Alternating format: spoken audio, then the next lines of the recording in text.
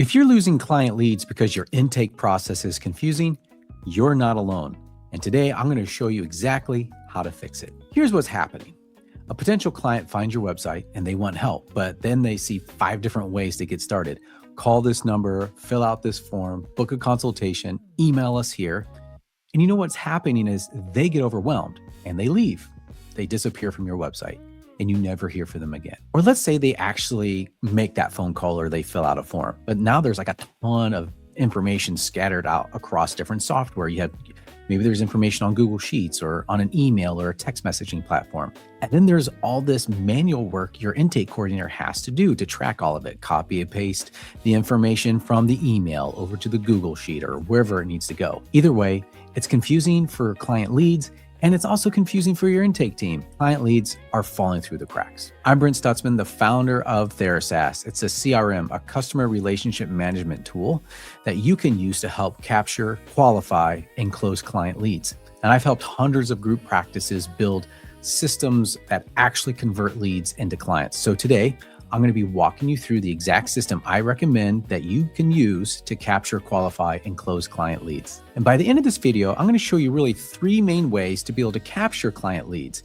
and the one that I recommend the most, and how to set up your pipeline inside your CRM like TheraSaaS to make follow-up really easy and sometimes automated too. It's really my goal. My goal is to help balance the efficiency of your intake team and maximize conversions.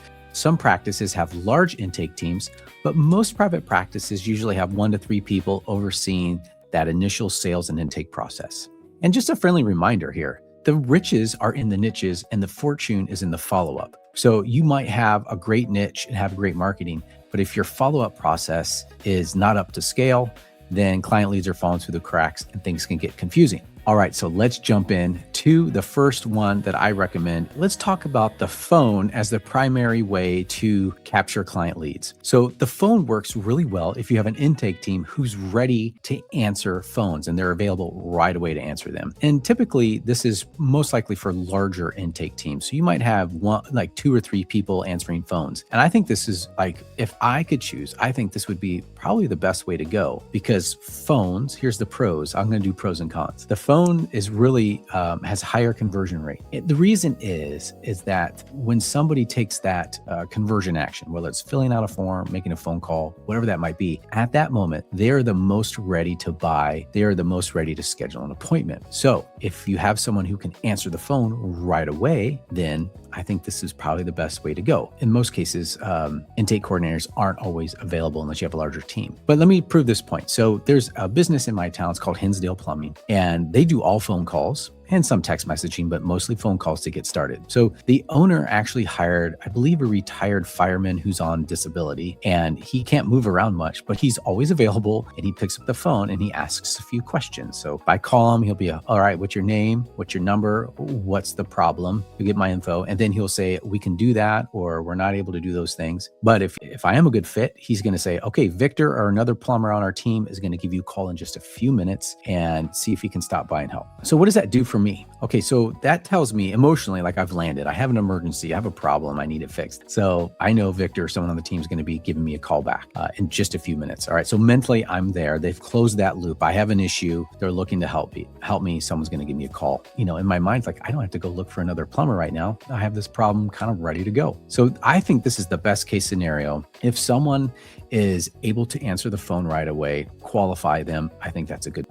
The other thing is you could maybe use TheraSaaS as a voice AI receptionist. That could be helpful if you really want someone to answer the phone. That person can then just capture some of that information, make a note inside the CRM, and then your intake team can review it later. That's if you want your phone to be the main call to action on your website, that one path someone should take to start counseling. Now, a couple things I want us to think about as it relates to phones. One, we talked about this already, the intake coordinator isn't always available to answer the phones. And most practices don't actually have this capacity to do this well and consistently. So number 2, it can be a waste of time. So what do I mean by that? Your intake coordinator needs to qualify them upfront pretty quickly, because these phone calls for intakes can be 15 to 20 minutes long, and people just dump emotional stuff all over your intake coordinator.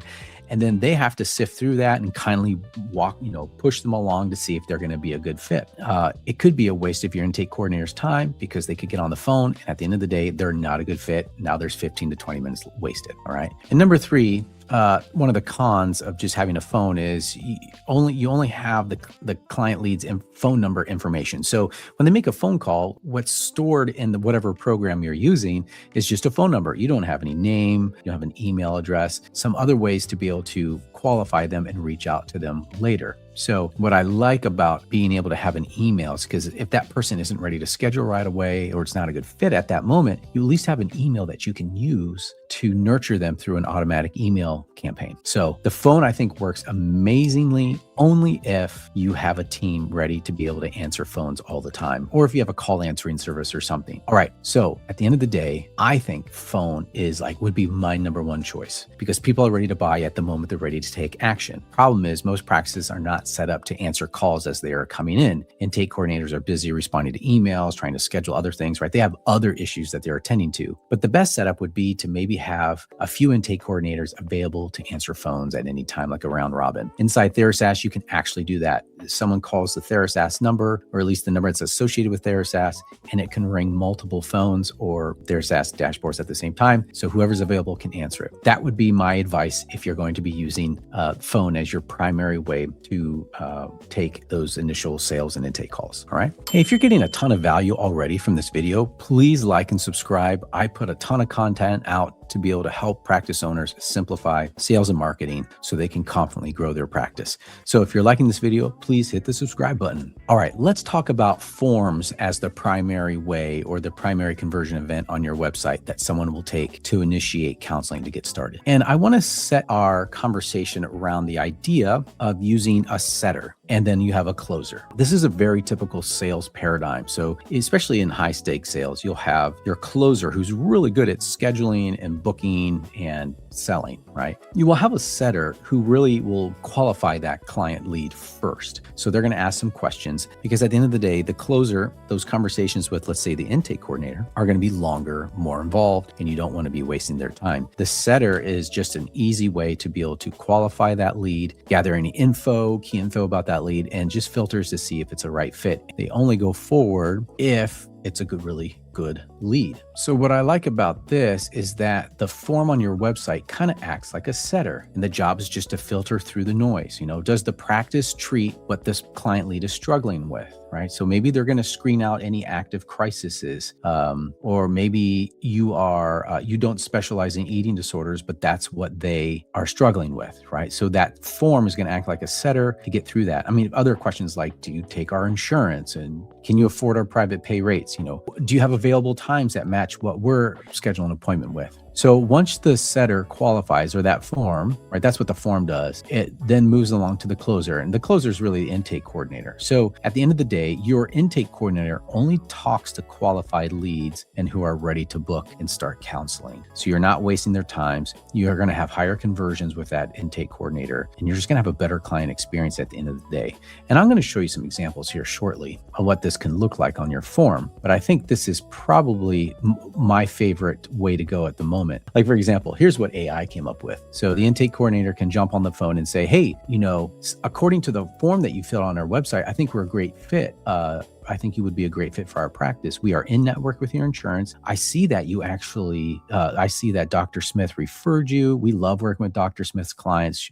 They send us clients all the time. We have a lot of success with them. And you mentioned that the reason why you reached out for counseling is because of some anxiety and past trauma. I have two fantastic counselors in mind for you. One specializes in trauma and the other one's a specialist with anxiety. And they both have time and are available during that day, those days that you select on the form. Would you like to get started with one of these? Or do you have any questions about these therapists? So now what I like about this, it's a way more informed conversation that the intake coordinator is having. And I love that. Here's another image here. So the lead fills out the form on your website, it's the setter, and then the intake coordinator can jump on a call right away, or they could call back later. Or if it's not a good fit, they could just send an email with some resources or other referral sources they could check out because maybe you don't work at that particular symptom. But when the intake coordinator coordinator takes that lead, the qualified lead, they can schedule an appointment inside the EHR right away, or they might need to schedule a consult with a therapist. I have a little warning triangle here, just because would be the preferred ways to just jump in and schedule and not having to waste your therapist's time. Because a lot of times, let's be honest, therapists aren't always the great at sales. They don't like talking about money and all those things and just closing the client lead. So if you have a great intake coordinator, I think trying to schedule them right away is the best. I want to continue to make my point around forms here. So let me just zoom in here. So I think the efficiency is a lot greater, right? Without a form, you're wasting time with unqualified leads. With a form, you only call back the qualified leads. And so the energy that your intake coordinator has is greater and better for those more personalized calls, because they're not on calls all day long. The volume is greater because, without a form, you only capture a phone number, and then you have to manually input the data from Post-it notes and those things, all that manual stuff we talked about at the beginning of this video. But with a form can capture all the qualifying lead data and then organizes it in a pipeline inside TheraSaaS. And it's great for teams with high volumes of leads, because then you have a bunch of eyes on the leads and you're qualifying them as they come in. And then you have a volume features the volume here. So your intake coordinator could have 5 to 6 heavy emotional calls a day. Maybe there's more, but these calls can be 15, 20 minutes long, and that can be exhausting. To have these emotional calls, and then for that client lead to not be a good fit. So with a form, you can actually limit emotional calls to just the qualified leads. So this is why I'm a big fan of the forms. What are some qualifying questions that an intake coordinator could ask, or that a form could have, right? So maybe there's private pay. If you're a private pay practice, you want to make sure you got private pay information on your form, or at least some sort of consent that they read it, because this is the number one complaint from intake coordinators, that I got on another call and they didn't realize we were private pay, and then it was just wasted time. Which clinicians do you want to work with? I think that's a helpful question to have on the form. Other ones might be days that you're available to come in for counseling, reason for counseling. What insurance provider are you working with? Are you on Medicaid? Are there any signs of crisis that they need to report that you would like to know about before you jump on a call with them? And then also, how did you hear about us? Okay, so those are some common questions you can ask. So the other thing I want to do now is just show you some examples, TheraSaaS form examples that you could use. So let's go over to these, and I will jump over to the screen. So here's a TheraSaaS form. Which times would you prefer us to contact you about your inquiry? Are you or your child currently on Medicaid? Now, this is actually required in Colorado, so we had to put this in here. We also have, please note, we currently do not accept Medicaid. And the reason why we do this is so that they just don't submit a form and they're on Medicaid, because they don't work with them. What happens is, if they do click yes and they fill out the form, TheraSaaS has an automation that will then say, all right, they are not a good fit, they are not qualified, and it will automatically, the TheraSaaS will send an email with a PDF with other practices in the area that take Medicaid. Another form that you could use that we have here, provide some times that you're available for counseling, and then, would you like to work with a specific clinician or first availability? And if we scroll down here a little bit, you can see, have you reviewed our private pay out-of-network policy? Yes or no. So this is a private pay practice, and we're trying to weed out those who want to use their insurance and not submit forms when they do want to use their insurance, or they have to use their insurance. All right, so the next one here, parent, are you, what's the marital status? And we have a little disclaimer here on another form. If the child's parents are separated or divorced, please read our divorce and custody matters document to better understand if we're a good fit with your family needs. Again, the form is trying to qualify the client lead and not waste your intake coordinator's time. And again, here's another Medicaid question. All right, so at the end of the day, I think forms are the most efficient way, that's in my opinion, for small and even large intake teams. And absolutely, forms are 100% the best for practice owners who have part-time intake coordinators, or intake coordinators that might work like split shifts. They might work in the morning and they might work in the afternoon. I think having forms is going to be really important, and not having all phone calls. And again, if you're enjoying this content, hit the like and subscribe button, and leave a comment below. Like, am I wrong, or is there something that I'm missing? I don't think so at this moment, but I'm always open to feedback, and I read all the comments. So leave a comment below. Let me know if this is helpful, or if there's something else I need to be considering. So let's jump into the next consult calendar. All right. So the consult calendar, looks something like this, right? This is like what Calendly does. TheraSaaS has a calendar scheduler on here. And so this is, if you're doing a schedule a consult, this is the main call to action that you're going to be using on your website that says, all right, so if you want to get started, please schedule a consult with our intake coordinator. All right, pretty straightforward. So let's talk about some pros here. Well, what I like about this is it actually is it's like setting an appointment, right? You're scheduling a time to talk. It's going to fit with the the client lead time, and it's also going to fit with your intake coordinator time. It could be a Zoom call or it can be a phone call, and then you can qualify them there right on the phone call. Now, if you need them to show up, here's the other thing: is you need reminders to ensure that they show up. So it's not a con, but that's one of the things you have to do. So just don't assume that because they scheduled it and it's in their calendar that they're going to show up. I mean, let's be honest, like I've missed meetings. We all miss meetings even when it's in our calendar. So a CRM like TheraSaaS can send a 24-hour reminder, a 1-hour reminder, a 10-minute reminder, a 1-minute reminder, either in emails or text messages to make sure they show up. And I can't tell you how many times when people schedule a TheraSaaS demo, they say, I love all the reminders that you've sent because they're super helpful. So reminders are going to be really important for a calendar consult. Some cons. The first one is that they might schedule 3 or 4 days out and you might lose that lead. And because again, going back, the lead is most likely to buy or to schedule the moment they take that initial act. So not saying this is true across all examples, but there's a chance that you could lose out on that lead. On the one, it's just difficult to qualify the lead ahead of time unless you have a form connected to that booking calendar that allows you to ask more detailed questions. Sometimes they'll just allow you to ask your name, phone number, email address, and maybe the reason why you're calling. But you might want some more information. And then maybe some people actually just don't even want to schedule a phone consult with you. So they just don't even want to do it all together. And so you might lose that lead just based on that preference. I want to show you a quick bonus idea when it comes to consult calendars, because I know there's a lot of people who like this. It works really well for them. So let me show you kind of combination with a form and a consult calendar that you could potentially use. So let's say you have a form. Let's say we go back and you actually have the form on your website. This is going to qualify the lead. And now after they submit that form, you can give them the option to schedule a consult. So you can then you can close that lead. So let me show you an example of what that looks like. All right, so let me jump in here, the full screen. All right, so let's say you have a TheraSaaS form here and they fill it out. You got the detailed information. It's everything that you want to know to be able to qualify them. And they hit the submit button on the form. And then you can have TheraSaaS redirect that to another page on your website. And this is what I call a thank you page. And what that's going to do is going to say, hey, it's going to confirm, hey, thanks for scheduling your new appointment, or you're having your new appointment request. Would you like to schedule a free consultation with us? And now you can have the TheraSaaS calendar or your Calendly or whatever you use. They can then book a free consult, giving you that option. But the good news is you now have that form to be able to qualify them ahead of time. So they might schedule a day or 2 out, but if there's something on that form that says, not a good fit, you can reach out to them and say, hey, according to this, it doesn't look like we're a good fit. Happy to jump on that call to confirm. Just wanted to reach out to you, right? So again, you're not having to waste your intake coordinator's time. All right. So that's one way I think, you can work the two together. And of course you can attach a longer form to the consult call too. So let's say you do want to have just the consult call. That is the main call to action. No one else can reach out to you unless you do that.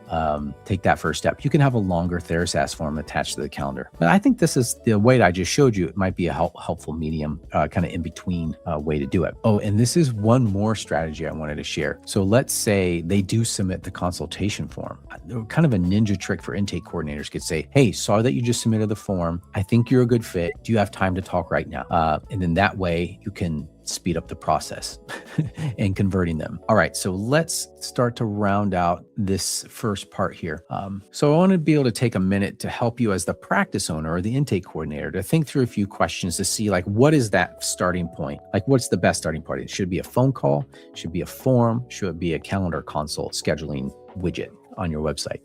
So one question you can ask is, what is the capacity of my intake coordinator and my intake team? Can they take on several phone calls a day? Or would it be more efficient for them to just receive a form and then they can act on the information that was submitted on that form? Another question is, what do I need as a practice owner to make my team the most efficient? Would a form, like I said, be the most helpful? Is your intake coordinator part-time, or they do those, split shifts? Or maybe you have a team of intake coordinators, but they actually split up their days. So you have one work on a Monday and then another intake coordinator jumps on a Wednesday. If that's the case, a form might be a better fit. And then number 3 is, what do you need as a practice owner owner to create systems of transparency to ensure the quality of the work that your intake team is doing. And for example, like also what's the expected response time for your practice and how can you actually track response times? It's a little more difficult with a phone call, but with a form and automations and the way you can use a CRM like TheraSaaS, you have complete transparency of that. I think another question is, how are we tracking every touch point with leads? Do we know if the lead was contacted at least 3 times or we never called back? So I think having just a phone call can be tricky to track all that, right? Because all that information just might be in one area or it could be in multiple areas, different platforms, and it just gets really confusing. Again, I'm going to say, yes, I think form's the best way to quickly qualify them. You can respond immediately if you want. As soon as they submit the form, just get on the call and call them. It provides visibility for the entire team. And when somebody fills out a form, they can get put into a visual pipeline. So now you have complete visibility in where they are in the stage of becoming a paying client. And if you click in, you can also see conversations around texting, phone calls, and emails all in one place. So now you have visibility and knowing when to follow up with leads. All right, so that's the end of part 1, 3 ways to capture client leads. Let me know in the comments below which one works best for you or what new one you might be contemplating. All right, so let's jump over to part 2, and we're going to talk about the correct form length when it comes to having forms on your website. All right, for the second part of this video, I want to talk about form length.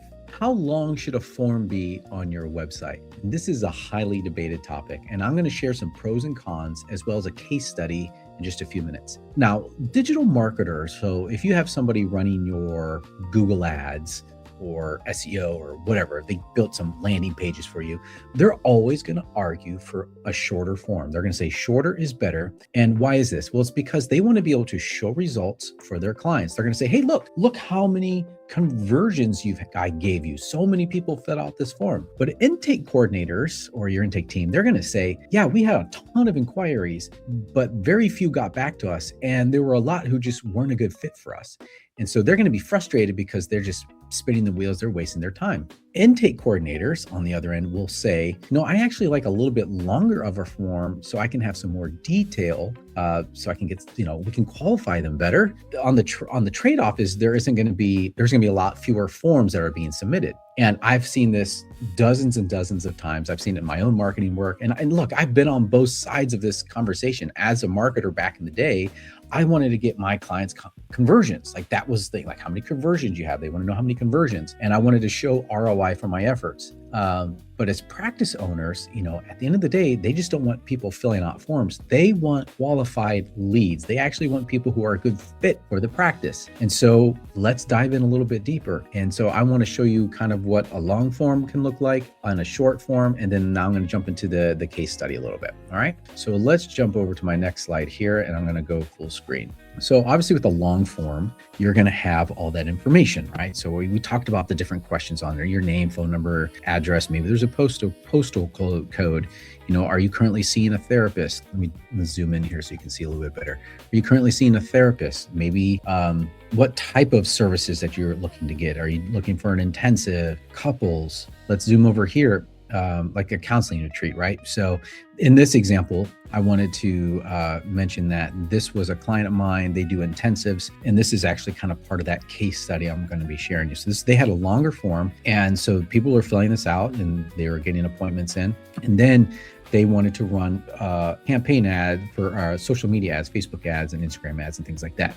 I said, well, in my experience, there hasn't been that much feedback, or it hasn't been quality of leads that have come in through these campaigns, but let's test it out, right? So they hired somebody to put together a campaign, and part of that was they created a landing page for them, and you can see here that they had a simple form. It was a TheraSaaS form, name, email, phone number, and that was it. And then they click this button that says claim my spot, and then that would then show a consultation calendar that they can then schedule a conversation with. Okay, so short form, tons of conversions. Like, let me show you the results here. So on the short form, over the course from March 22nd to March 2025 to June 2025, about 180 leads come in at a 0.005% conversion. Somebody actually converted into a paying client. They had some people who did consultation calls. They weren't good fits. We actually, this little stop right here, sorry, let me zoom in to full page so you can see it. But this stop right here, I put this because so many people, the marketing company set up such an aggressive text messaging campaign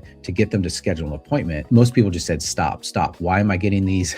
Stop texting me. And for me, I'm like, that's pretty bad for a brand. You don't want that. So we were monitoring some of those things. Now, in that same time frame, we had 38 leads that came through, a 26% conversion rate, 10 leads converted to paying clients at about $29,000 worth of value. So this campaign ran for 4 months, and you could see in the results here what the better value that it brought in. And so what I say this because I think there's a middle ground. You could have a really long form you want, or maybe a middle ground, but you want people to just not have a ton of leads fill out, especially if they're not good fits. So trying to get to the next slide here. Okay, so longer form, you'll have less leads most likely, but there'll be more qualified leads. You'll have higher conversion rates with them, and you're less time wasted by the intake coordinator on qualified leads. And that was the feedback that we were getting from the Facebook leads, is that they were just so unqualified, because I think if they had a more robust form, less people would have filled it out, right? They were just kind of tire kickers, or they weren't really serious about counseling intensives at that time. All right, so let's jump over to the last part. So how to set up a pipeline for follow-up. And I have lots of other videos on this, so I'm just going to kind of just touch like an overview. I'm going to give you 3 different types of pipelines: a short, a medium, and a long. So let me show you that right now. All right, so I'm set up inside the TheraSaaS account, and here's the visual pipeline. So when somebody fills out the form, they're going to be put in a pipeline. So this is an example of a short pipeline: new lead, strong lead, long nurture. So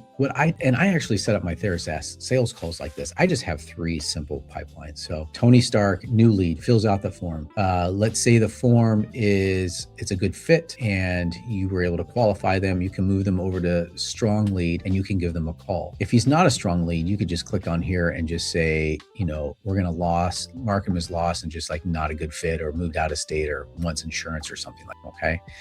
I'm going to undo that there. So this way, you just keep it really organized. And long nurture is more of maybe they're ghosting you, or they're more than 7 days. So what I'm going to do here is I can change the pipeline real quick. I'm going to show you why I like maybe having more than 7 days there. So I'm going to go to short, strong lead, edit this right here. And then let's just call this long nurture. We'll say 7+ days here. So they're going to go into that pipeline if they are more than 7 days inside of the strong lead. Okay. So here we go, 7+ days. And then that way you can keep track. And eventually you might want to remove them, or this could trigger an email automation, where you're just emailing them every couple of days, giving them really great, what I call micro value content. And so you could set up an automation that once they're in here, they can get emails every couple of days about your services and things like that. Okay, so that's that's the short. Let me go to the long one here. So you can see the different stages: the new client lead, follow-up one, last attempt email, schedule phone consult. You could have a verify insurance stage, or even a waitlist stage over here. So this is a little bit more robust. Of course, you can customize these however you want, but now you're starting to see where people are at in that process of becoming a paying client. And this way, less people are falling through the cracks. All right, let me show you like a really long one. So new client lead, follow-up day 1, follow-up day 2, follow-up day 3. And again, these can all be automated. So if somebody goes into this, let's add Tony Stark again, because he's always on this. All right, so we're gonna add Tony here. He's going to show up in just a minute. And go back here. There you go, Tony. So these could all trigger automations. Follow-up day 2, follow-up day 3. All these could, when I say an automation, it can send an email or a text message with a different theme or topics like, hey, this is our 3rd and final follow-up. If you're still interested, please fill out or give us a call at this number. Long-term nurture. So let's say they're in here for 20 days or whatever. But then let's just move them, keep going. Request an appointment. Great. Have they confirmed their appointment? Great. Have we verified their benefits? Yes. So you could have started care, didn't start care, cancel the appointment, no show, move to waitlist. So there's lots of extra stages that you can add if you wanted to follow somebody all the way through. You just check inside your CRM and see where they're at and update accordingly. Okay. All right. There you have it. The perfect client lead intake tracking system for your private practice. Now, there's no perfect system, but I think you can have a perfect system for your practice, and it can evolve over time. Hopefully I was able to convince you a little bit that there needs to be some sort of form in place on your website or in scheduling a consultation call so that you can qualify that particular client lead. The other thing is, am I crazy? Am I missing something in this? Leave a comment below. Let me know if I am missing something or another point you'd like to share with someone else that might be watching this video. All right, if this video has been helpful, please be sure to like and subscribe. Share it with someone that's another private practice owner or an intake coordinator, and I'll see you in the next video.